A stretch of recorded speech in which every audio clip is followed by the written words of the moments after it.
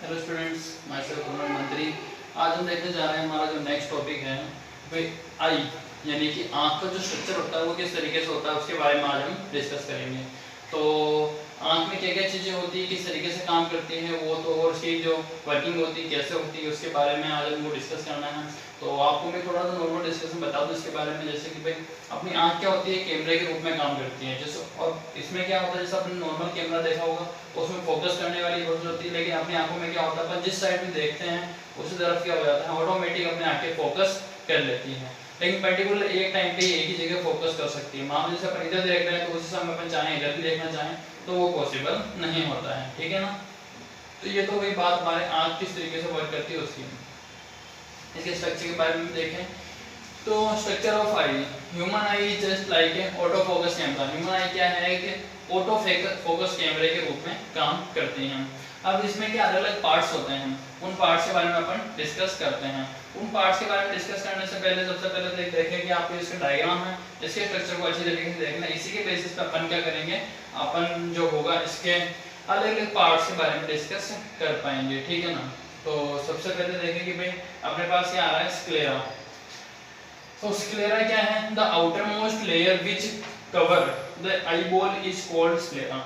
जो सबसे बाहर वाली परत होती है जो क्या करती है, आई को कवर करके रखती है बाहर वाले एनवायरनमेंट से, उसको बोलते हैं sclera. It is transparent in front. बाहर जब ये आगे की तरफ से कैसी होती है, ट्रांसपेरेंट होती है। ट्रांसपेरेंट इसलिए होती है कि जो लाइट रेज इसमें आएगी तो वो आसानी से अंदर इसके अंदर एंटर हो सके, ठीक है ना। Cornea, the transparent portion where light rays enter are called cornea। ये कॉर्निया ऐसा भाग होता है जिस जगह से मतलब लाइट रेज जस्ट एंटर हो ही रही होती है, उस वाले पोर्शन को अपन क्या बोलते हैं, कॉर्निया। कॉर्निया स्क्लेरा का ही एक पार्ट हो सकता है, ठीक है। इसके बाद नेक्स्ट आ रहा हमारे पास iris. Behind the cornea, cornea के जस्ट पीछे की तरफ there is a dark muscular diaphragm. Dark muscular diaphragm जैसे स्ट्रक्चर का एक शेप होता है which control the size of pupil, जो पपिल की साइज को कंट्रोल करने का काम करता है। पपिल की साइज कंट्रोल करने का मतलब जैसे मान लो बहुत ज्यादा लाइट, बहुत तेज रोशनी आ रही है तो अपनी आंखें क्या होती है, ऑटोमेटिक कम हो जाती हैं, मतलब छोटी हो जाती हैं। तो छोटी हो जाती है तो वो कंट्रोल करने का काम किसने करा, अपने आइरिस ने। तो वो क्या कर रहा है, मतलब अपने आंख के अंदर कितनी रेज जाएगी, कितनी अमाउंट में लाइट जाएगी उसको कंट्रोल करने का आइरिस कर रहा है। अगर मान लो बहुत जैसे किसी अपन अंधेरे कमरे में जाते हैं तो हमको देखने के लिए क्या करना पड़ता है, अपनी आंखों को पूरा खोलना पड़ता है। तो उस टाइम की लाइट रेज कम है लेकिन रोशनी ज्यादा चाहिए, तो उस टाइम क्या करेगा आइरिस, तो क्या करेगा अपने जो साइज है उसको बढ़ा देगा, ठीक है ना। फिर आता है pupil. The aperture that is covered with iris is called pupil। यानी कि ये क्या करता है, जो आइरिस है वो कवर किससे किया हुआ है, पपिल से। The pupil regulates and control the light entering through the eye। यानी पपिल भी क्या करता है, लाइट अंदर एंटर कितनी हो रही है उसको कंट्रोल करने का काम करेगा। मतलब आइरिस और पपिल दोनों साथ में मिलकर के जो मैंने आपको प्रोसेस बताई वो पूरी करते हैं। आइरिस अंदर वाला पार्टीशन है, ये लाइट रेज को कंट्रोल करने का काम पपिल कर रहा है, और आइरिस क्या कर रहा है, उसके अंदर की तरफ फिर जो लेंस बना हुआ है अपने आंख में उस तक पहुंचाने का काम कर रहा है, ठीक है ना। फिर आता है आई लेंस। अपनी आंख के अंदर भी एक डार्क मस्कुलर आई लेंस पाया जाता है, मतलब लेंस पाया जाता है। Behind the iris there is a crystalline lens made up of a elastic material and attached by the muscles on its place। The images formed by is are real and inverted। यानी कि अपने आंख में क्या होता है, एक iris के पीछे की तरफ क्रिस्टलाइन लेंस लगा हुआ होता है जो मसल से जुड़ा हुआ होता है, और वो मसल्स आगे जुड़ी होती है अपने नर्व सेल्स से। नर्व सेल्स क्या करती है, सिग्नल पहुंचाती है, किसको पहुंचाती है, वो ब्रेन को, जिससे कि अपन को पता चलता है कि जो सामने वाले ऑब्जेक्ट है उसकी इमेज अपने बनी है एक्चुअली किस साइज की है, किस तरीके की है, कैसा उसका शेप है, उसके बारे में नॉलेज अपने ब्रेन को होता है। और वो ब्रेन जो है सारे इंफॉर्मेशन को फिर आगे प्रोवाइड करने का काम करता है कि उसके हिसाब से हमको कैसे रिएक्ट करना है, ठीक है ना। तो मतलब क्या कर रहा है, लेंस जो है इमेज बना रहा है, इमेज बनती है कैसी, रियल एंड इन्वर्टेड। यहाँ पे वर्चुअल इमेज नहीं बनती, रियल और इन्वर्टेड बनती है, ठीक। इसके बाद होता है हमारे पास एक्वस ह्यूमर। एक्वस ह्यूमर क्या है, एक प्रकार का लिक्विड है, ठीक है ना, जो क्या कर रहा है अपने आंखों के अंदर पाया जाता है। There is a fluid present between eye lens and cornea. यहाँ पे एक फ्लूइड प्रेजेंट होता है, एक लिक्विड उपस्थित होता है जो कहाँ होता है, लेंस और कॉर्निया के बीच में, जिससे कि इनका मीडियम नॉर्मल बना रहे। This fluid is called aqueous humour. इस फ्लूइड को क्या बोलते हैं हम, aqueous humour. It provide nutrition to cornea and other parts. ये क्या करता है, कॉर्निया और दूसरे जो भाग होते हैं उनको न्यूट्रिशन प्रोवाइड करने का काम करता है, ठीक है ना। फिर इसके बाद आ जाता है अपना नेक्स्ट भाग जो है कोरोइड। क्या है हमारे पास अगला भाग, choroid. Below the sclera there is transparent membrane which provide oxygen and nutrients to retina.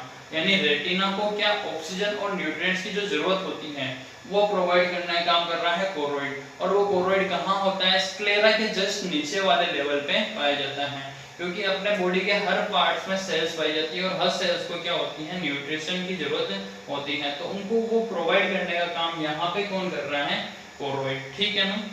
फिर नेक्स्ट पार्ट आ रहा है अपने पास रेटिना। रेटिना क्या होती है, एक स्क्रीन होती है मान लो, जिसपे क्या होती है, इमेज बनती है। अपने पास जो लेंस होता है आंख के अंदर, उस लेंस में जो इमेज बनेगी वो इमेज रेटिना पे जाकर के बनती है। A transparent membrane lies below the choroid which acts as a screen of eye। यानी एक ट्रांसपेरेंट मेम्ब्रेन होती है जो एक स्क्रीन के रूप में काम करती है, उसको अपन क्या बोलते हैं, retina. This is called retina, इसको रेटिना बोलते हैं। The rays reflected through cornea and lens form image on retina। यानी कि जो लेंस से रिफ्रैक्ट होकर के रे आ रही है और जो अपने कॉर्निया से रिफ्रैक्ट होकर आ रही है वो सीधी इमेज बनाती है रेटिना पे। और इमेज आपको बता दिया मैंने कैसी बनती है, रियल एंड इन्वर्टेड, ठीक है ना। फिर आ रहा हमारे पास विट्रस ह्यूमर। विट्रस ह्यूमर क्या होता है, there is a fluid filled between lens and retina. यानी कि ये क्या होता है, लेंस और रेटिना के बीच में एक लिक्विड होता है, उसको बोलते हैं vitreous humour. This fluid is called vitreous humour. इसको क्या बोलते हैं, विट्रस ह्यूमर, ठीक है। तो ये तो बात हो गई हमारे आई के स्ट्रक्चर की। आई के स्ट्रक्चर में क्या क्या पार्ट्स पाए जाते हैं और उसमें क्या क्या चीजें होती हैं उनके बारे में हमने डिस्कस किया। फिर आ रहा है हमारे पास में एक कुछ पॉइंट है, व्हेन ऑब्जेक्ट इज नियर और फार, या तो ऑब्जेक्ट क्या हो, बहुत ज्यादा पास हो या बहुत ज्यादा दूर हो, टू द लेंस, लेंस से, अपनी आंख के लेंस से, the muscles automatically changes focal length. तो उस अपने आंख की मसल्स है वो क्या होती है, फोकल लेंथ को ऑटोमेटिक एडजस्ट करती हैं।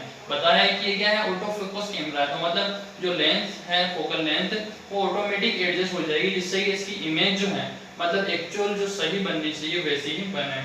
तो this is called power of accommodation. इसको बोलते हैं पावर ऑफ एकोमोडेशन अपनी आईज का, ठीक है। फिर है to see a object comfortably and distinct it must be about 25 cm from the eyes। हाँ, तो ये चीज ध्यान रखनी है, मतलब कि जैसे अपने पास कोई भी ऑब्जेक्ट है वो अगर उसको बिल्कुल साफ देखना है तो वो अपनी आई से अप्रोक्स 25 सेंटीमीटर की गैप में होनी चाहिए। अप्रोक्स बोल रहे हैं इसलिए क्योंकि भाई 25 से 24 होगी तो भी हमको दिखाई तो देगी, और 25 से 26 होती है तो भी हमको दिखाई देगी। मतलब मैक्सिमम जो अपने बीच का डिस्टेंस मतलब जो होना चाहिए, मिनिमम डिस्टेंस होना चाहिए वो 25 अप्रोक्स होना ही चाहिए। अगर मान लो जैसे अपन ज्यादा 15 सेंटीमीटर इतनी पास में लाते हैं तो अपन किसी चीज को अगर पढ़ रहे हैं बुक वगैरह को तो उसको नहीं पढ़ पाएंगे। मतलब अप्रोक्स गैप 25 सेंटीमीटर का हमको लेना चाहिए, नहीं तो आंखें खराब भी हो सकती हैं और हो सकता है हमें वो साफ दिखाई भी नहीं दे, ठीक है ना। अब फिर बाद में आते हैं फार पॉइंट और नियर पॉइंट की डिफाइन आती है। ये तो क्या होता है far point, sorry near point. अब नियर पॉइंट जैसे कि मान लो ऐसा पॉइंट जिस पॉइंट से पीछे की तरफ अपन इमेज को साफ नहीं देख पा रहे या ऑब्जेक्ट जो है उसकी इमेज साफ नहीं बना पा रही है अपनी आंखें, तो वो हो गया अपने लिए नियर पॉइंट। और फार पॉइंट यानी कि एक ऐसा डिस्टेंस जिससे दूर की ऑब्जेक्ट को मैं साफ नहीं देख पा रहा हूँ, वो हो जाएगा फार पॉइंट, ठीक है ना। तो ये नियर पॉइंट और फार पॉइंट की डिफाइंस को अच्छी तरीके से ध्यान में रखें। अब अपन देख लेते हैं आई का जो स्ट्रक्चर है उसको एक बार अच्छी तरीके से कंप्लीट एक बार देख लें, और इसको आपको नोटबुक में बनाना होगा। देखें